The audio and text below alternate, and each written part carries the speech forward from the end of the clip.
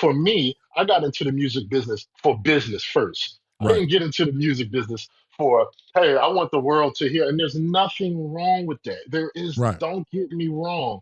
Right. But I hear comments and things that I don't particularly like, and I always stay quiet about people being an artist versus a side man. What is what is this, yo? Right. What is what are we talking about here, bro? Listen, do what's good for you. Yeah. Do what's going to feed your family, feed your soul, Yeah. feed your lane. Do what you do. Real quick, if you're new here, welcome to the Trev Beats Show.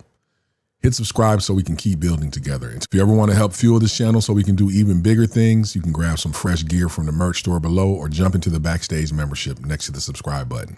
Now back to the show. Trev Beats Show, Trev Beats Show.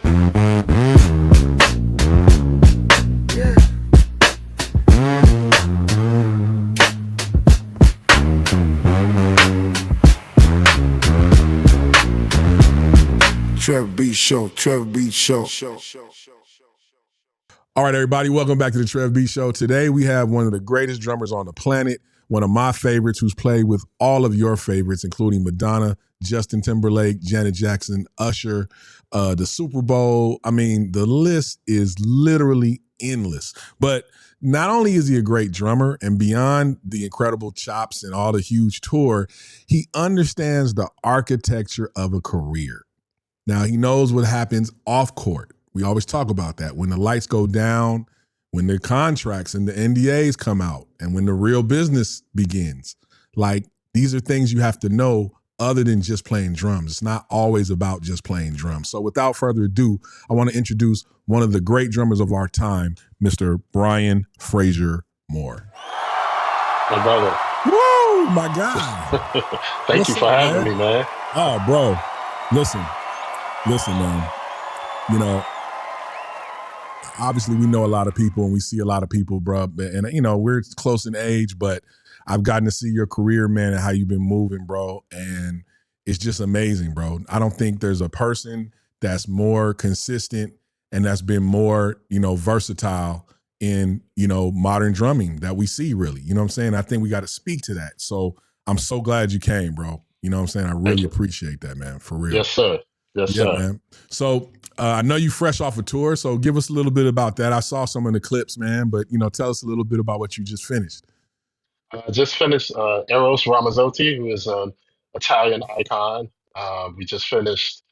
I was out there from January till May, came home for a break, then just finished a little stadium run that we just did. The tour is great.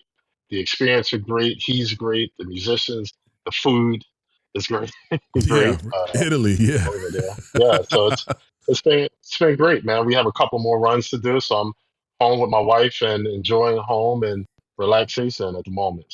Yeah, man. And then before that, how long were you out with Pink, bro? Pink total, we did like 8 months festivals before we did a 2-year run. So, but so it was very interesting. Another great camp, another great artist, great band. Love those guys. Yeah, man. And I'm trying to think when we met, I want to say maybe 05. I remember I was out with Jennifer and we were on a festival together. I think you were with one of the boy bands. Right? I think it was like a reunion. Was it Backstreet? Was it Backstreet? It was Backstreet. It definitely was Backstreet Boys. So we ain't that old, Trev. We both remember that. That's like 20-something years ago, man. Golly, that's like unbelievable, bro. Well, I mean, dude, and, you know, you've been killing then. You've been killing this whole time. I mean, real inspirational. I used to see all the posts and the gear and the setups, man, always pushing.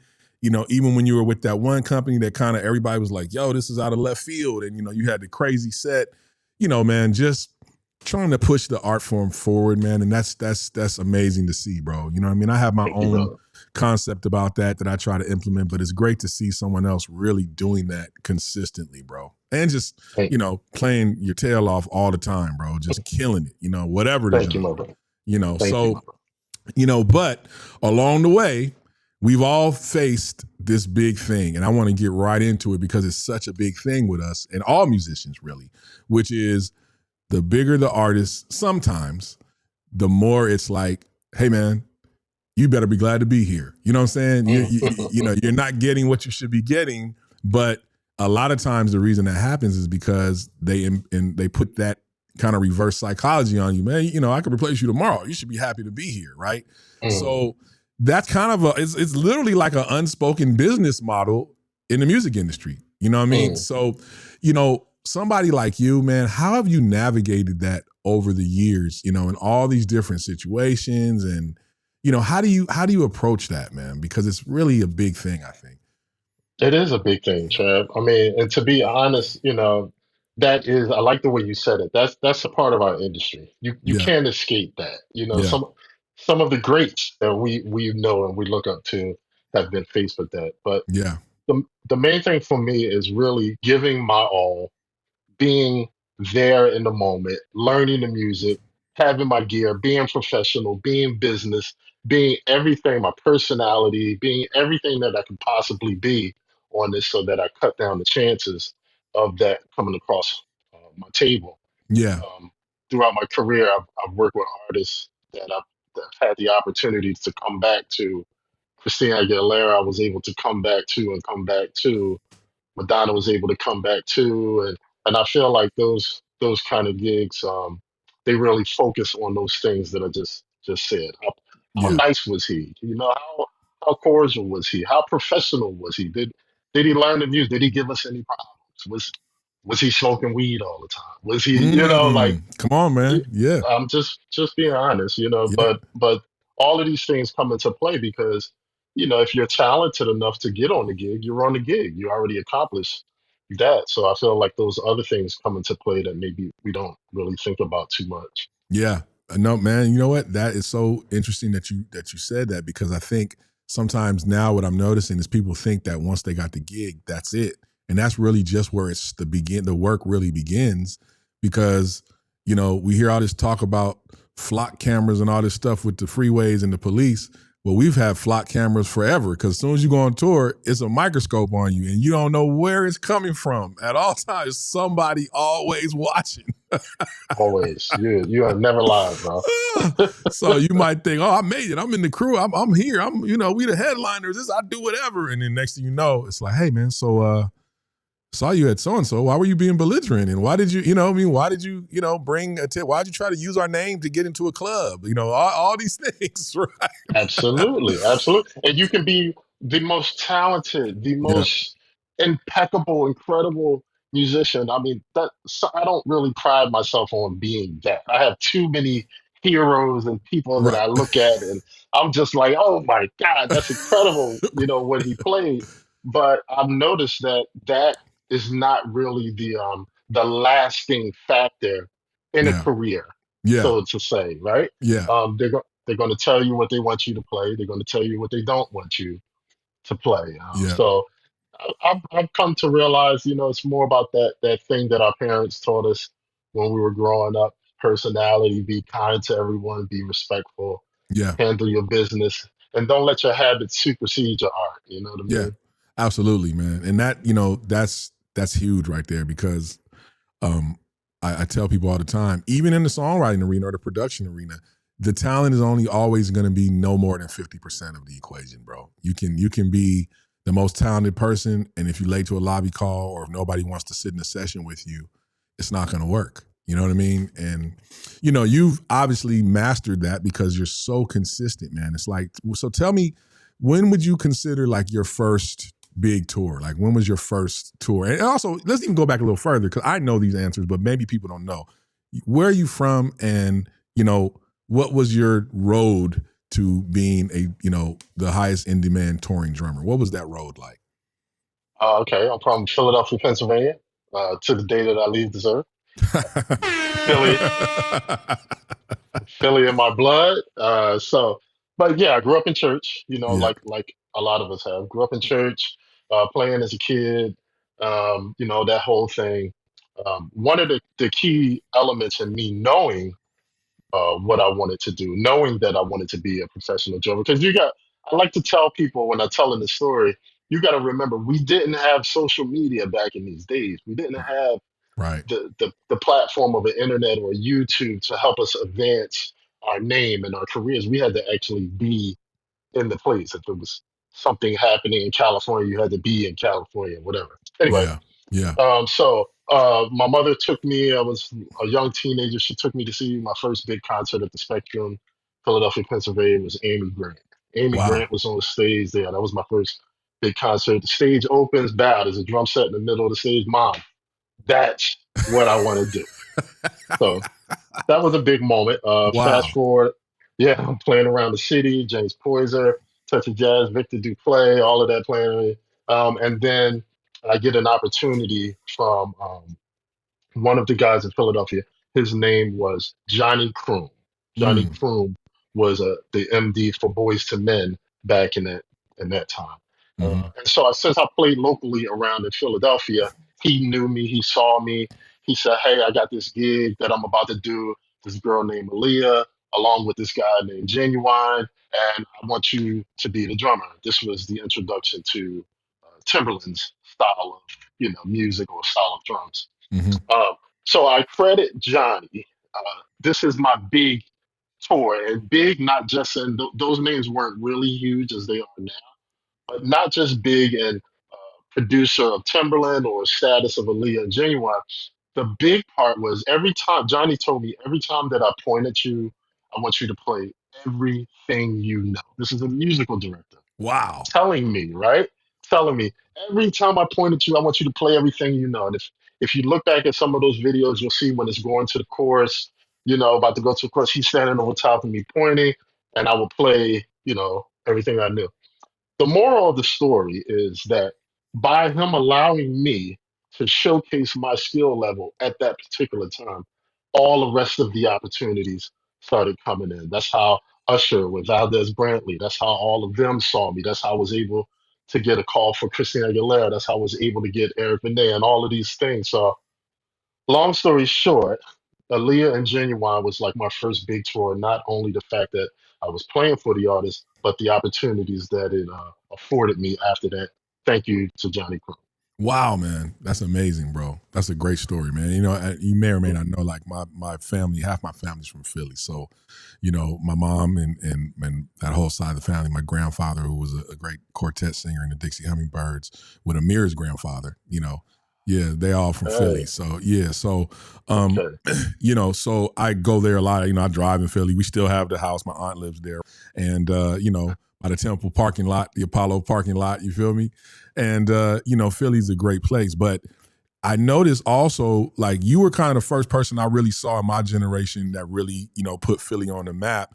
And then I know maybe there's a slight different age difference, but Adam at some point came along, and then you all started doing a whole bunch of stuff together, right? Which I know was much later, but Yeah. tell me some of that connection, how that happened, because it seemed like for a while, it's like when you saw Adam, you saw Brian, you know what I'm saying? So it's Mm-hmm. like how far were you into what you were doing where that connection got formed?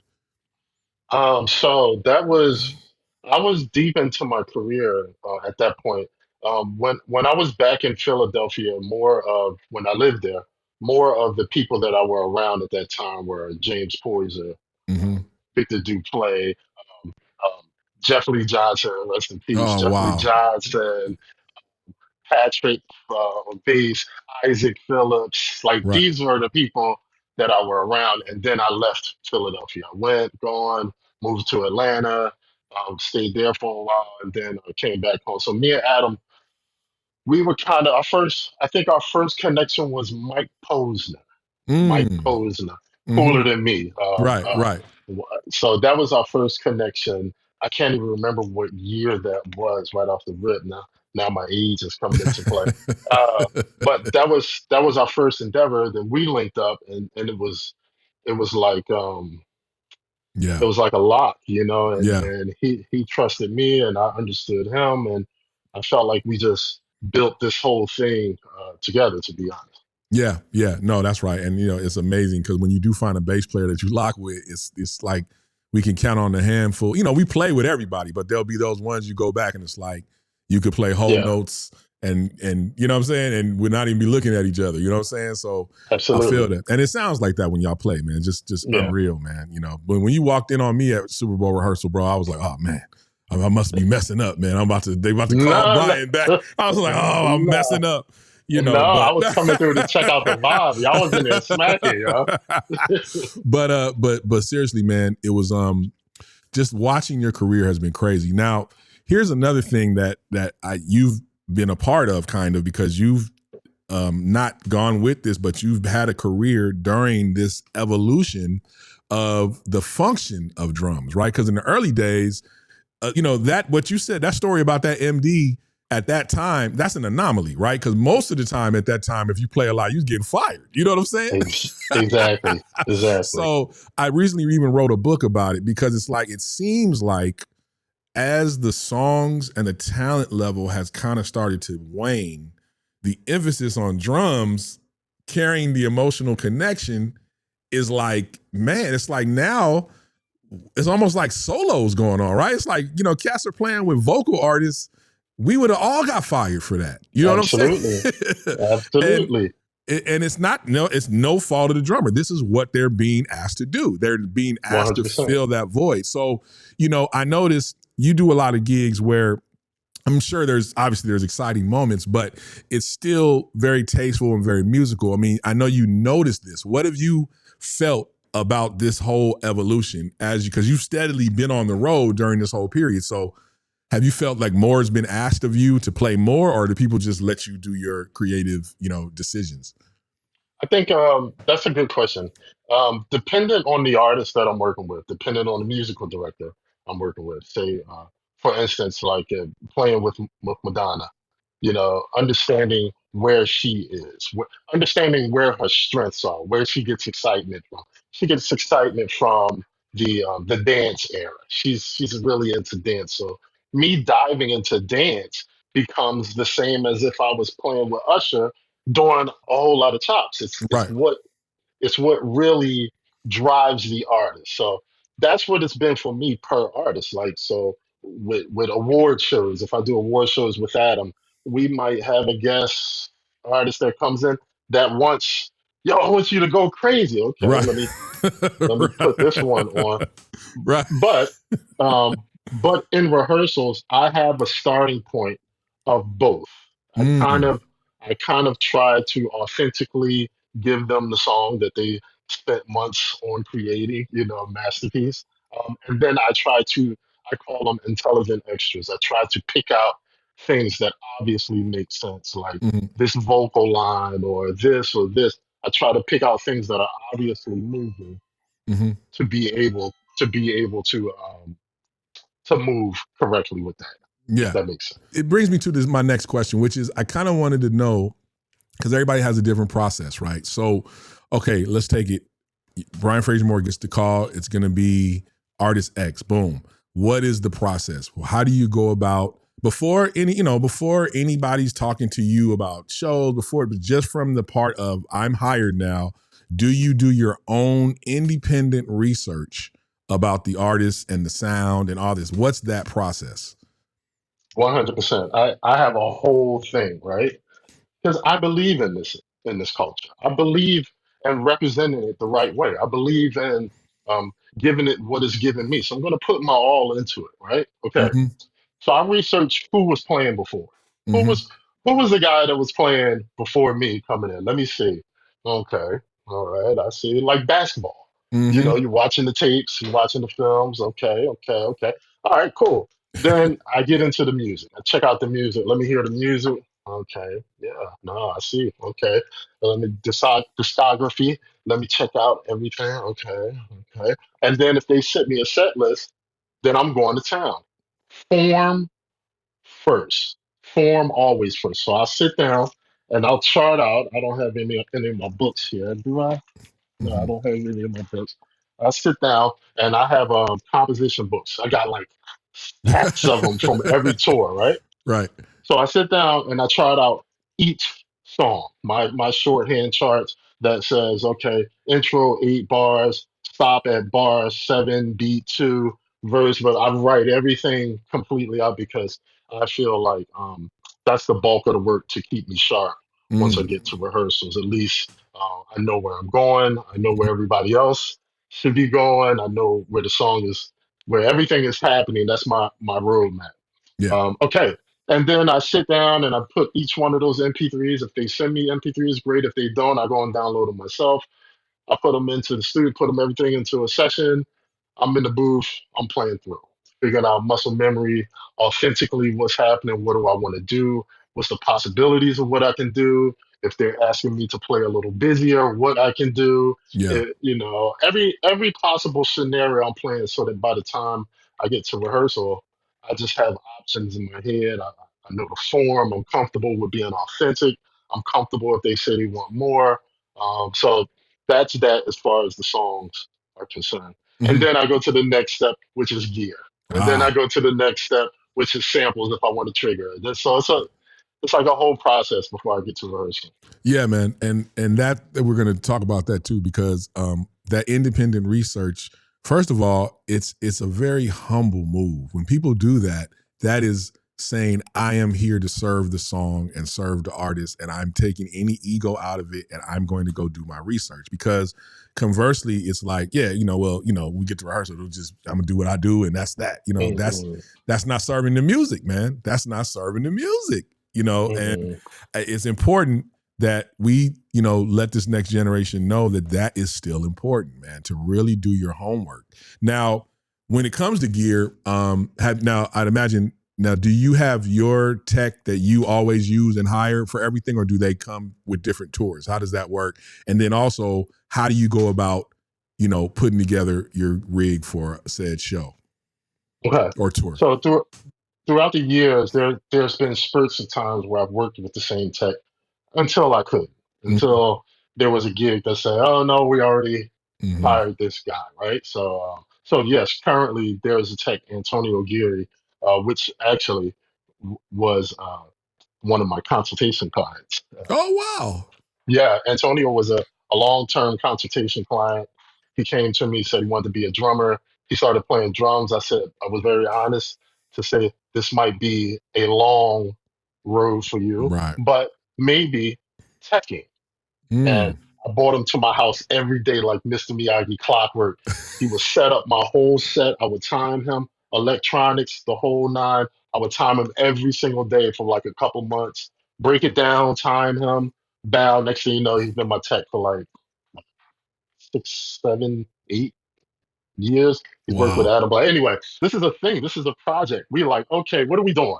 What are we Yeah. doing here? Like for Pink, we said, Yeah. what are we doing? What are we going to do here? All right, well, you put some ideas together because I believe another humbling realization is Mm. this is me and my partner. Mm. People think of their techs as their slaves. My techs are my Come partners. on, man. We Absolutely. we are Absolutely. we are in it together. So we design, we draw out diagrams. We now use Drum Structor, the 3D drum design software as Mm-hmm. well. We go through the whole nine, and then we make the list. We get on with the companies. We order. Our orders are always such a big thing. The list and all of that, the colors and all of that stuff, and then Yeah. we get together once the gear is there. We're cutting, we're on all of that stuff. So yes, And, it's a whole process. and you're hands on. So let's talk about, I mean, I know it's widely known, but let's talk about the companies, because within those companies, you also have some, business relationships other than the obvious is, how they supply us gear. That's kind of the surface level at the level of stuff that, you're doing. But you have gone further and you have other types of business and others. So let's talk about all your companies and how your interaction with them is. Absolutely. So like you just said, getting gear from your company at this stage, like Right. at this stage of the game is a part of being a professional drummer. You need companies to support you in your endeavors, and it's always a blessing to have that. But also pushing it a little further, wanting signature product. And I got two lanes for this. Wanting signature product, that's a great thing, right? And I'm gonna be very honest. I'm gonna Mm-hmm. be very candid because I feel like people need to know this. So when I first got signature snare with Tama, this was a while ago. Signature snare, I was so happy, bro. I was so excited. This is signature snare until the newness wore off and I was looking for the check Right. and the check wasn't big at Right. all, Right. Right. Right. right? Yeah. Because, and I went through this whole thing, you know, why is the check not big? I'm like, wait a minute, my paperwork say I only get 7%. Right. 7% off of each one. And I want people to hear this because this is Yeah. important. Yeah. I don't have that deal anymore, so I can tell you the numbers. Right. But 7% off of that. And I'm like, what do you mean? I was young, I Yeah. was had a little ego on me and everything. But what do Yeah. you mean 7%? But I'm Brian Fraser-Moore. What do you Mm-hmm. mean? I'm out here playing this. They say, yeah, no, we know Brian, but listen, it's our wood, it's our Mm-hmm. lugs, it's our hoops, it's ours, Yeah. it's ours. Yeah. Right. Oh, wait a minute. Yeah. This is true. Yeah. This is true. So fast forward, I had the signature snare with Pearl. That was some big realizations. And so that was my talks with them. Guys, how can I get more than the small percentage? Right. Brian, you know what? If you act as a distributor, which means that your logo is trademarked, which means that we are a viable company. If we want to use your logo on your snare, on your symbol, you have to own it. And you have to Mm-hmm. show us that you go. And you need a seller's permit. Mm-hmm. You gotta handle business in order for business to get handled, right? Hey Okay, man. right? So now here I am a distributor. So my percentage is not 7% anymore. I'm not Right. just getting that. It's in the 30s Right. now. Yeah. So bigger Yeah. piece of the pie. Oh, okay. So yes, my relationship with Pearl, signature snare, distributor. My Yeah. relationship with Sabian, signature symbol, distributor. Mm-hmm. Vader Sticks is what it is. That's always been what it is. Yeah. Vader Sticks, um, SE microphones. I'm trying to work on something special Good. with them. But all of these companies, I'm trying to push the same thing. It's great to get signature product. It's an amazing accomplishment. Congrats to everyone that does it. But once again, it just doesn't stop there. You know what Yeah, I mean? that's right. No, you're right, man. And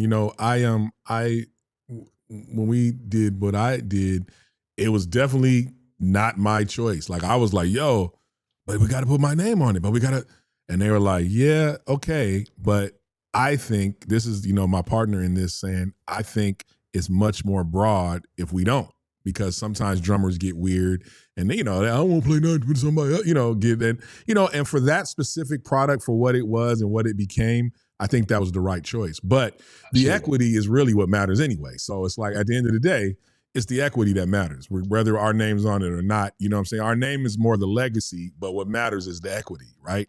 You're So, absolutely. but like seeing you do that, man, and I know a lot of other people notice that, that it's possible. It just lets you know, you have a great, what they say, jacket. Like you got a great file, right? Everybody's got positive things to say. You're an easy guy. You're an affable guy. You handle your business. This is what enables people to do business. You know what I'm saying? When you come into things and you're just late and you're not professional and then you wonder why you're not, being tapped to do real business, because you're not representing yourself as real Mhm. business, right? So I appreciate you sharing that story, man, because people need to understand it's not magic. You know what I mean? Like you had to do a lot of work to get from where you started to where you are now, playing wise and with the way your deals are structured. You had to do work. So guys that are watching this and ladies, people, drummers, musicians in general, it's not magic. Just because you get a big gig, it doesn't just drop in your lap all the time. Maybe for some people, it does, but most of the time, you got to work up to it and put your work in, man. So, I really appreciate that bit of wisdom coming from you, because I say it a lot, but I love when people hear from someone else that they respect, Mhm. because that lets you know it's real. You know what I'm saying? So, okay, here's another big scenario that we all have to go through. Huge optics, but small budget. It's like the hype is so big and it's all this stuff, but when it comes time to us, it's like, wait a second. Dave Weckl, I saw him on another interview and he said how, he was making like some amount, like, 5 or like 10 grand a week and like 84. You know what I'm saying? And cats are doing arenas now and still not getting that. And it's still the same arenas. You know what I mean? So it's like, I know you've probably been in some situations where maybe you had to not take something because it was like, yeah, it's a great gig and the potential's there, but what they're offering just isn't the thing. Or have you? Or have they all acquiesced to what it takes to get Brian Fraser-Moore out on the road? Have you ever had to turn something down because it just wasn't right? Well, yeah, a few things, but here's my thought on it, right? Mm-hmm. Here's my thought. Um, the optics of big budget, small salaries, bro. This is a thing that has to work on both sides, I believe. Right. Right. Right? Okay, they're not going to give me top dollar just because I say that I should get Right. top dollar. Unfortunately, it doesn't work like that. Matter of fact, take it outside of our industry. It doesn't work like that anywhere Right. in the world, right? Okay, Right. so you have to show them, I'm going to speak to one side, you have to show them why they should pay you top dollar. And that comes in every detail of the sense. Sometimes it's how you negotiate. Well, let me start at the beginning. Guys, it's okay to negotiate. It's okay. Mm. Mm. Negotiating is okay. You're not offending anyone. You're Right. not going to get fired because you negotiate. It's okay. There's Yeah, this man. fear Yeah. that's put into our system that says, "Hey, Brian, we can only pay you $200." Okay, but in your Right. mind, you like $200. Yeah. Yeah. People, it's okay. Matter of fact, you're helping the culture Yeah. by learning how to negotiate. Right? Hold on. You're helping us. Hold on. Hold on. Say that again. Say that again, brother. Say that again, please. No, seriously, you are helping the culture.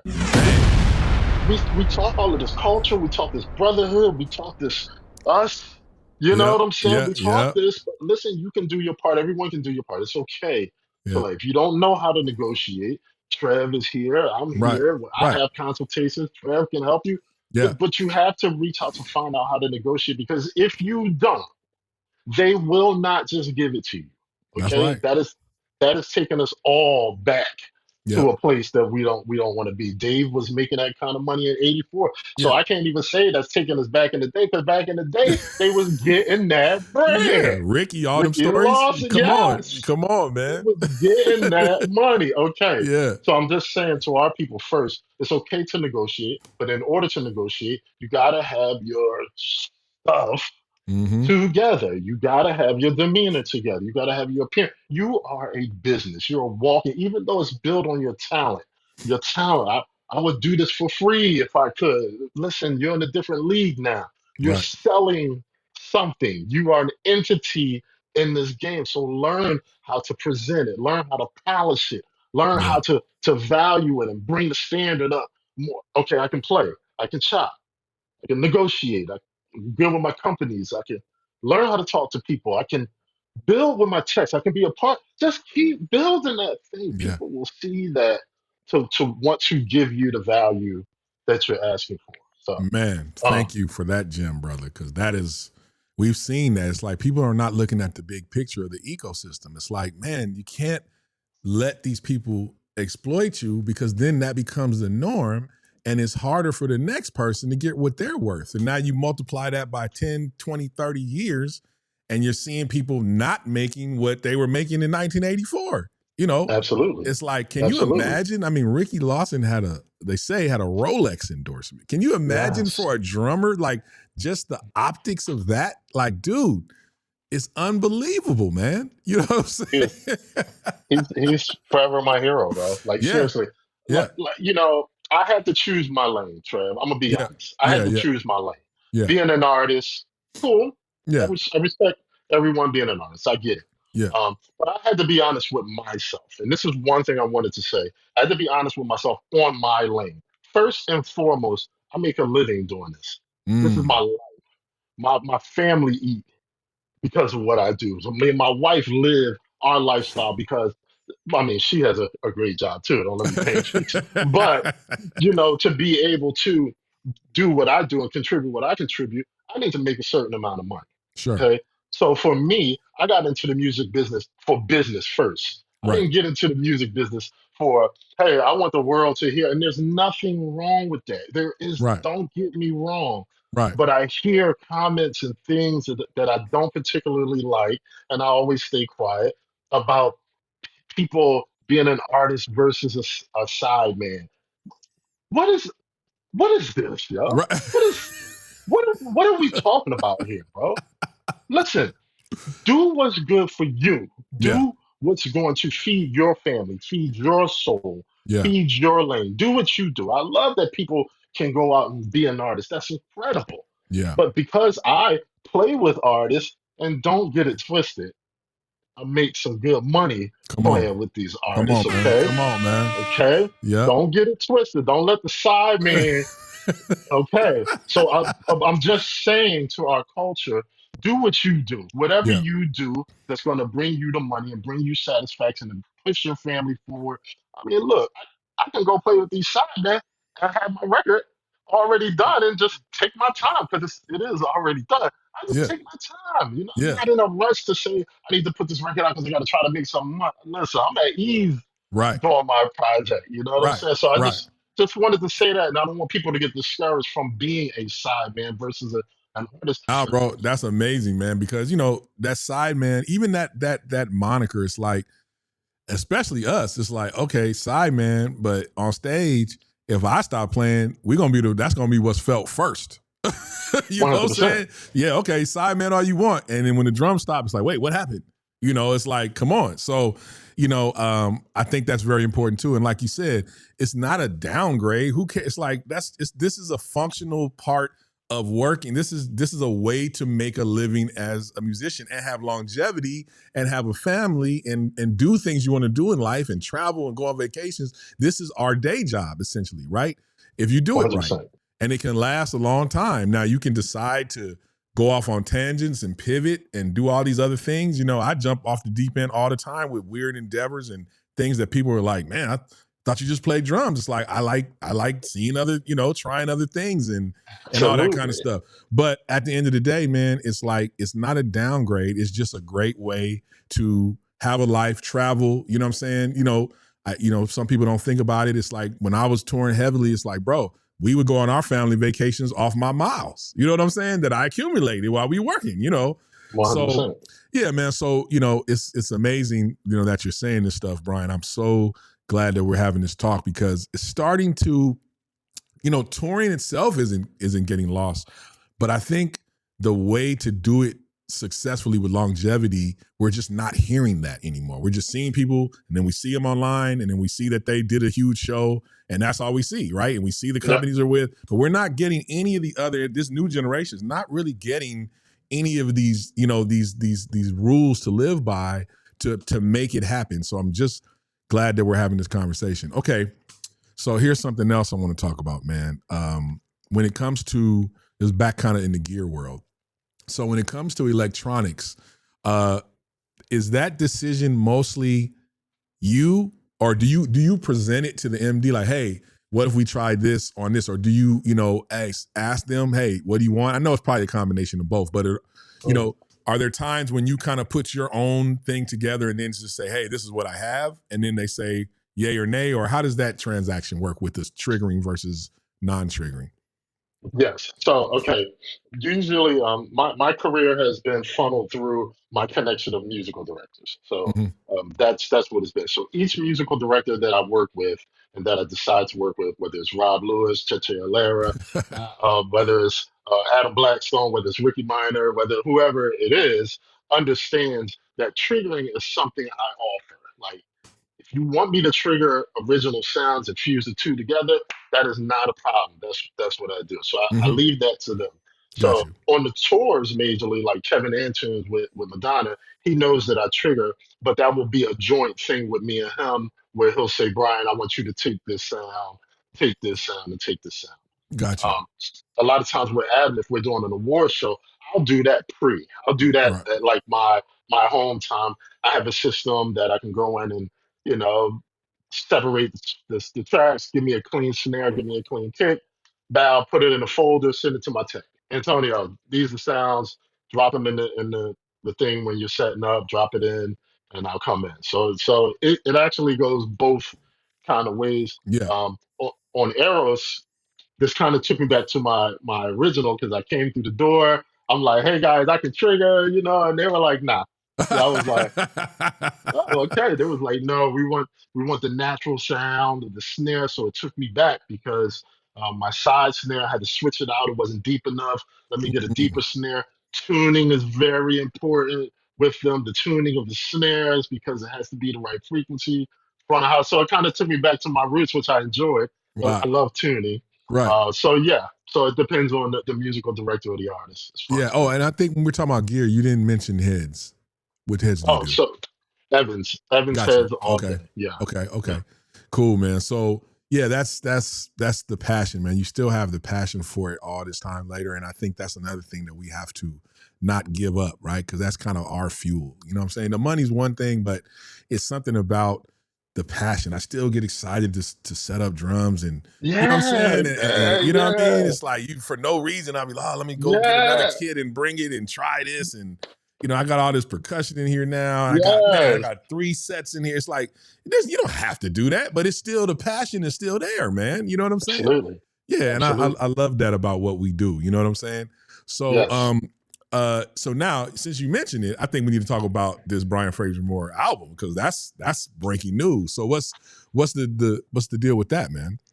Okay, so because I've been traveling, um, and it's been hard to sit down. I actually on the road, I Mm-hmm. have been mixing. Okay, before that, it started back in COVID, right? Got you. When COVID happened, I had all the songs. James Torres is helping me. I got all of these amazing songs, the stories of my life. Each song from my album was a breaking point of that style of music when I grew up. So Mm. I have something, my intro is like Coming to America. When I first heard Coming to America, my mind was like, I have a tribute to Chick Corea. When I first heard Chick Corea, my mind was, and Yeah. so these are all Yellow Jack. There's a song for some Yellow Jack. So these are all segments of inspiration that really broke me into versatility of who I am Yeah. today. Yeah. Okay, so I did it, and during COVID, I did the whole album remotely. Wow. So, hey man, Melvin, Good Times Brass. Hey, can you do these horns? Yes. Okay, send it. Yeah. They send it. I bring back the stems. I'm producing it. Yeah. Now then move this here. Okay, yeah. Oh, let me hear the cluster. Okay, yeah. Let me fix this. This is like really producing because I wasn't hands on with these guys in the same Yeah. place We couldn't be. for Yeah. us to try it. You know how it go. You Yeah. record We couldn't master. be. We couldn't be, So man. yeah, so the whole album is done remotely, and now it is finished. I'm at a mixing stage. I have a couple of more songs to finish. Vidal Davis is Ah, ha, mixing, ha. Fidel, is what's up? mixing, yeah, mixing the album. Shout out to Philly. And so yeah, I think I'm going to finish at some point. I haven't been in a rush, but it's incredible, Trev. Yeah, man. I can't wait to hear it, bro. That's It's hard, bro. I love that. I really, love that. it's really incredible. I love that, man. And you know, the time doesn't even matter because, you know, that, who cares? Like the time, you know, Yeah, songs now with digital, it's like, listen, when it comes out, it yeah, comes out. People gonna rock with it. The songs are great and they won't change. You know, great is great, right? When you exactly. put the time and the love in it, it's not gonna Yeah, go anywhere. I'll never forget, man. Speaking of Vidal, he wasn't there that day, but years ago, this is probably like 98. I lived in Philly actually, 98, the year 98.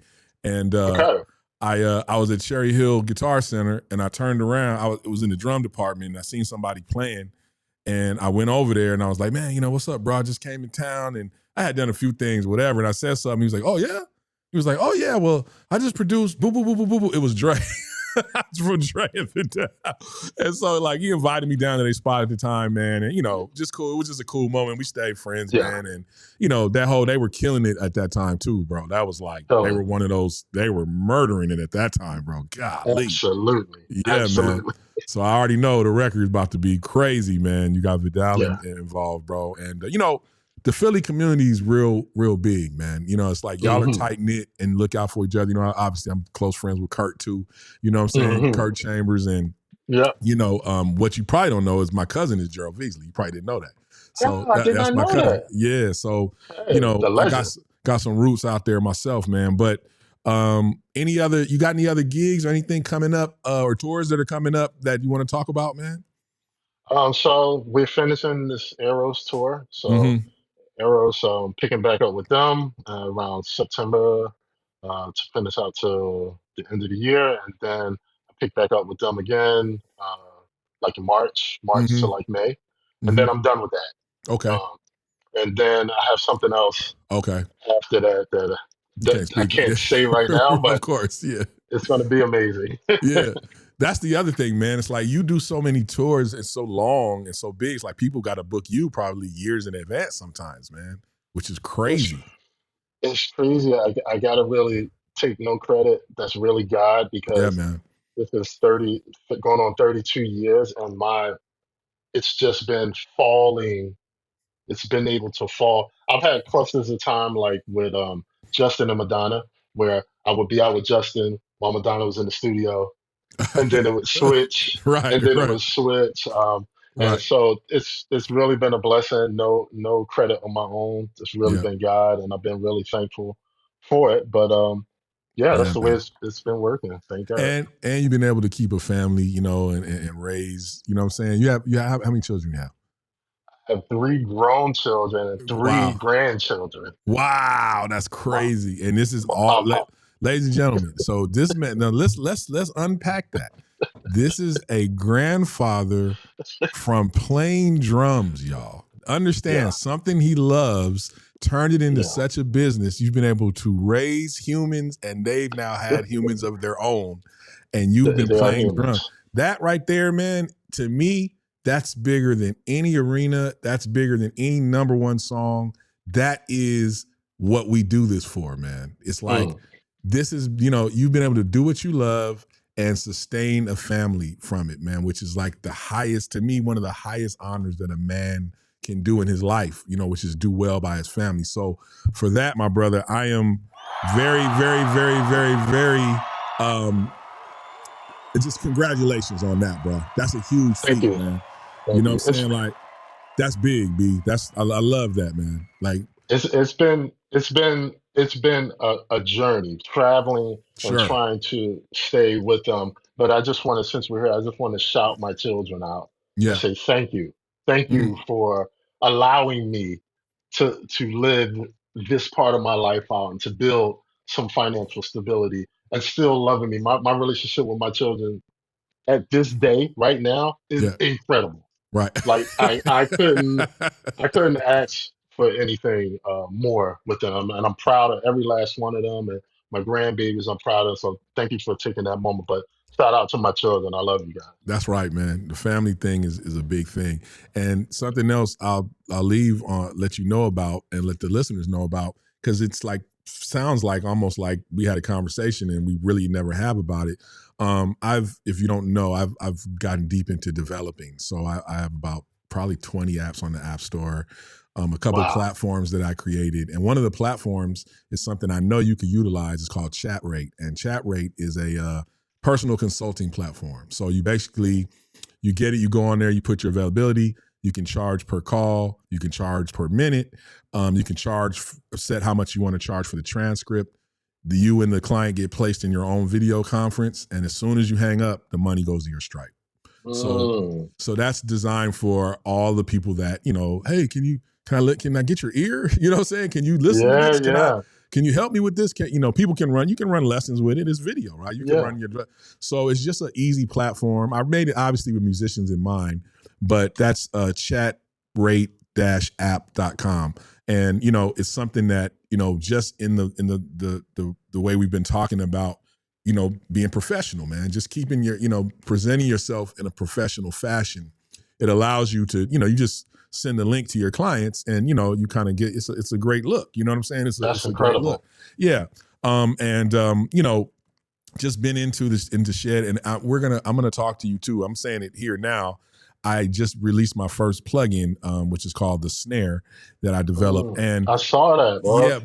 but you know what? But Brian, listen, I'm excited about that. But what I'm more excited about is the framework. And now I'm reaching out to all my brothers. I want to do packs on all of my friends.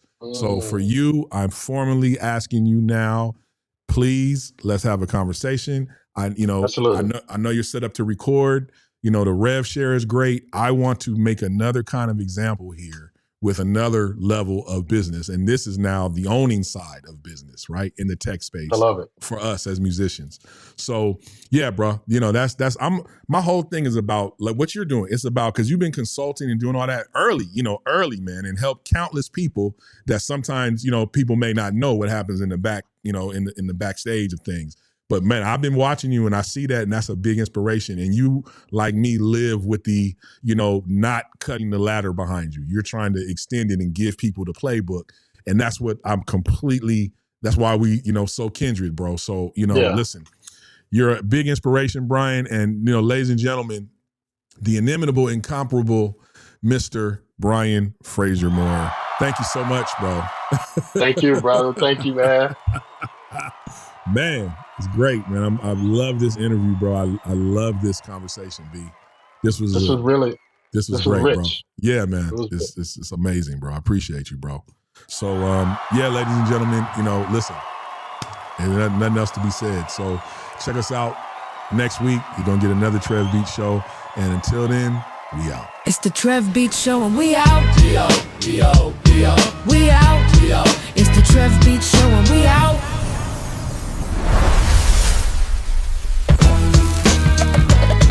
It's the Trev Beat.